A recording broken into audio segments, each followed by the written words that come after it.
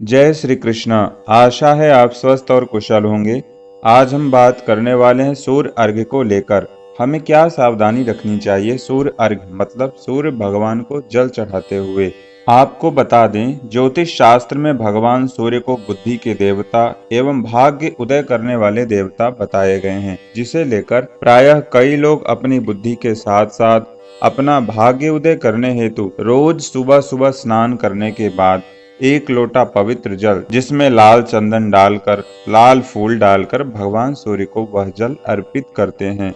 परंतु कई बार हमने भक्तों को जल चढ़ाते हुए यह देखा है कि उनके अंदर श्रद्धा तो बहुत है जल चढ़ाने के लिए, परंतु उसका ज्ञान ठीक प्रकार से नहीं है। इसलिए आज इस वीडियो के माध्यम से हम इसी के बारे में बात करने वाले हैं। देखिए, सबसे पहली बात, भगवान सूर्य को आप सुबह, दोपहर और शाम इन तीनों समय में जल अर्पित कर सकते हैं, जिसे शास्त्र में सूर्य अर्घ्यदान भी कहा जाता है।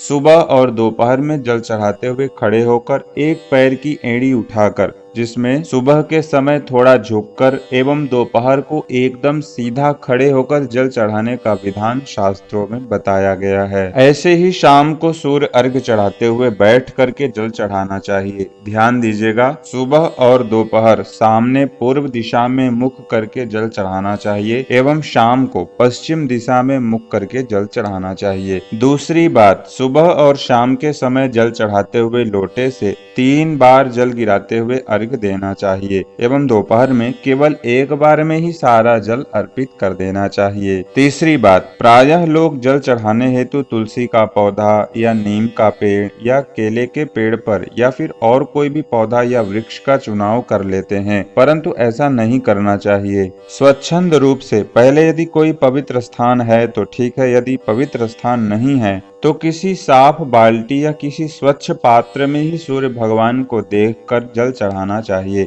उसके बाद फिर जरूर उस जल को आप किसी वृक्ष या पौधे की जड़ में डाल सकते हैं। चौथी और सबसे महत्वपूर्ण बात, भगवान सूर्य को जल चढ़ाते हुए यह जरूर ध्यान रखें कि जल चढ़ाते हुए जो जल की धारा नीचे गिरती है वह आपके पैरों में स्पर्श भी ना हो। यदि वह जल आपके पैरों में गिरेगा तो इससे भगवान सूर्य का अपमान होगा। अतः जैसा हमने पहले बताया है, किसी पात्र में जल प्रदान कर सकते हैं। जितनी भी बातें हमने आपको बताई हैं वह शास्त्र सम्मत है, जो कि देवी भागवत एवं अग्नि स्मृति से प्रमाणित होती है। जलेश्वर्घ्यम प्रदातव्यम जलाभावे शुचिस्थले संप्रोक्ष्य वारिणा सम्यक ततोर्घ्यम तु प्रदापयेत। मित्रों, आप चाहें तो ओम गृणीश सूर्याय नमः इस मंत्र को बोलते हुए या फिर गायत्री मंत्र को बोलते हुए भगवान सूर्य को जल चढ़ा सकते हैं।